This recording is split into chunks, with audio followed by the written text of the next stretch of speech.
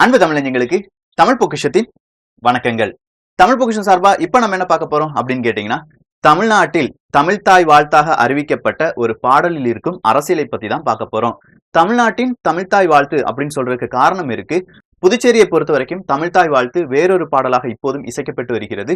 So தமிழ்நாட்டில் இருக்கிற தமிழ்தாய் வாழ்த்தை பற்றி தான் பார்க்க போறோம். இதுல என்னடா அரசியல் இருக்க போகுது அப்படின்னு நீங்க கேட்டீங்கன்னா, நீங்க நினைக்கிறத விட ரொம்ப பெரிய ஒரு அரசியல் உள்ளக்க இருந்துட்டு தாங்க இருக்கு.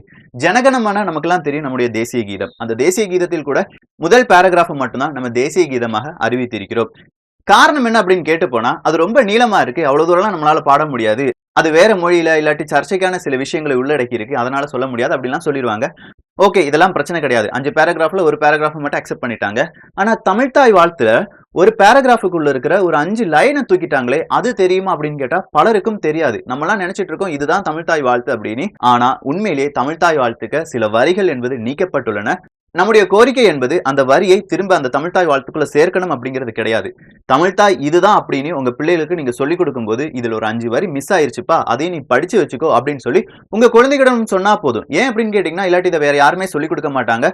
நாமளும் காலங்காலமா இதுதான் தமிழ்தாய் வாழ்த்து அப்படிங்கிறத நம்ம படிச்சுக்கிட்டே இருப்போம். சோ இதுக்கு பின்னாடி நம்ம போக போறோம். சமஸ்கிருதம், தமிழ் இது ரெண்டுக்குமே மிகப்பெரிய ஒரு போட்டி இருந்துச்சு. 17, 18வது நூற்றாண்டு வரை தமிழ் அப்படிங்கிறது இரண்டாவது ஒரு மொழியாகவே எல்லோராலும் போற்றப்பட்டது அப்படின்னு சொல்றதை விட தூற்றப்பட்டது அப்படின்னு கூட சொல்லலாம். இப்படி சொல்வதற்கான காரணம் என்ன அப்படின்னு கேட்டீங்கன்னா, தமிழ் மொழி நீச்ச மொழி என்றும் சமஸ்கிருதம் அப்படிங்கிறது தேவ மொழி என்றும் எல்லோராலுமே பரப்பப்பட்டு வந்தது அப்படின்னு சொல்லலாம். இதனாலதான் நிறைய விதமான அறிவியல் கூற்றுகளானாலும் சரி, இலக்கியங்களானாலும் சரி, இல்லாட்டி வெளியிலிருந்து வந்த ஐரோப்பியர்களானாலும் சரி, அவர்களுடைய எல்லா விதமான ஆராய்ச்சியும் சமஸ்கிருதத்தை தான் பேஸ் பண்ணி இருந்துச்சே தவிர தமிழ் அப்படிங்கிற ஒரு மொழியை பேஸ் பண்ணி இல்ல.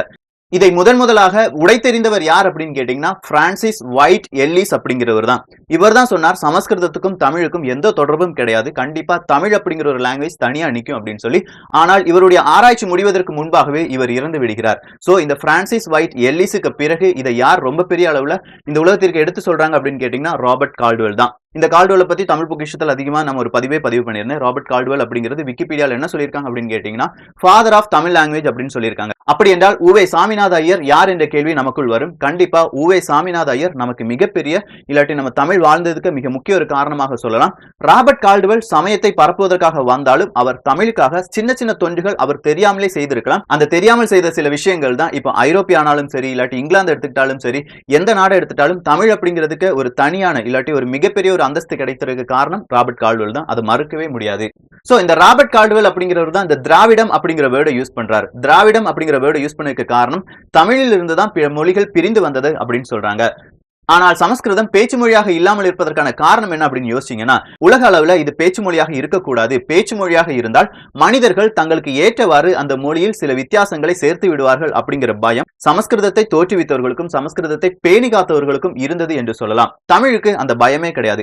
நீ என்ன வேணாலும் சேர்த்துக்கோ, நீ எப்படி வேணாலும் பேசிக்கோ, தமிழ் அப்படிங்கிறது வாழ்ந்து கொண்டே இருக்கும் அப்படிங்கிறது எல்லாருக்குமே தெரிஞ்ச விஷயம் தான். இப்ப நான் பேசுற தமிழை கூட நீ மலையாளியா இல்லாட்டி மலையாளத்தில் கலந்து பேசிட்டு இருக்க அப்படின்னு சொல்றாங்க. திருநெல்வேலிக்காரங்க தமிழ் பேசினா அது வேற மாதிரி இருக்கும், கன்னியாகுமரிக்காரங்க தமிழ் பேசினா அது வேற மாதிரி இருக்கும், மதுரைக்காரங்க தமிழ் பேசினா அது வேற மாதிரி இருக்கும். ஆனா தமிழ் அப்படிங்கிறது அழிந்து போகவே இல்லை. அதன் காரணம் அதில் இருக்கும் சில இலக்கிய குணங்களும் அதுக்கு இருக்கும் தனித்துவமும் மட்டுமே என்று சொல்லலாம்.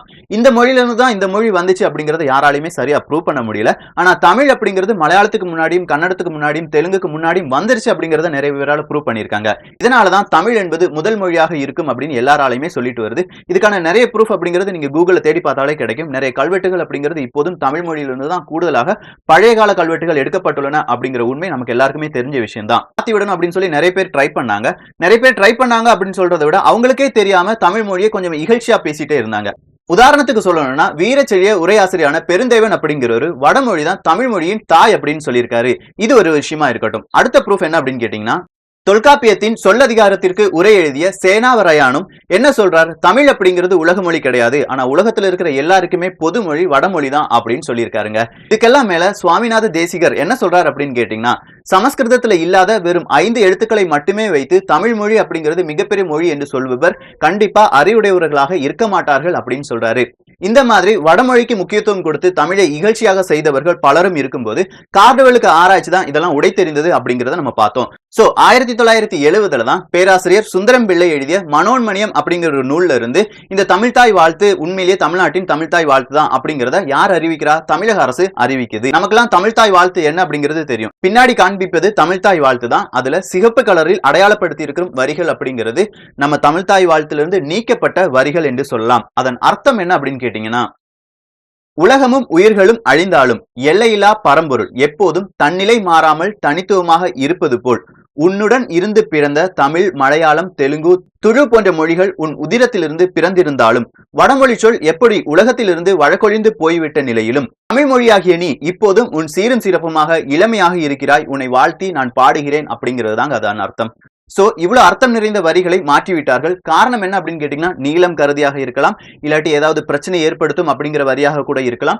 எது எப்படியோ அந்த இடத்துல ஒரு 3 டாட் போட்டு காணிச்சிருக்கலாம். இதுல இவ்வளவு வரிகள் இருந்திருக்கும், இதன் தொடர்ச்சி என்பது இருந்தது அப்படின்னு சொல்லி சின்னதா ஒரு ஹிண்டாவது போட்டு காணிச்சிருக்கலாம். இதெல்லாம் நிப்பாட்டிட்டாங்க, இல்லாட்டி முற்றிலுமாக ஒழிக்கப்பட்டது. தமிழ்தாய் வாழ்த்து அப்படிங்கிறது நமக்கு தெரிஞ்ச தமிழ்தாய் வாழ்த்து நம்ம நினைச்சிட்டு இருக்கோம். கண்டிப்பா அது கிடையாது. சோ இந்த மாதிரி வரிகள் இருந்தது என்பதை நீங்கள் தெரிந்து கொள்ளுங்கள்.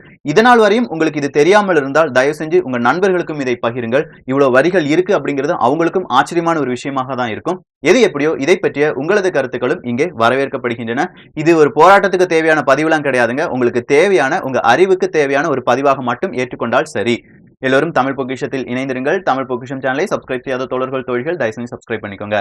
நல்லதை பகிர்ந்து நல்ல சமுதாயத்தை உருவாக்குவோம். நன்றி, வணக்கம்.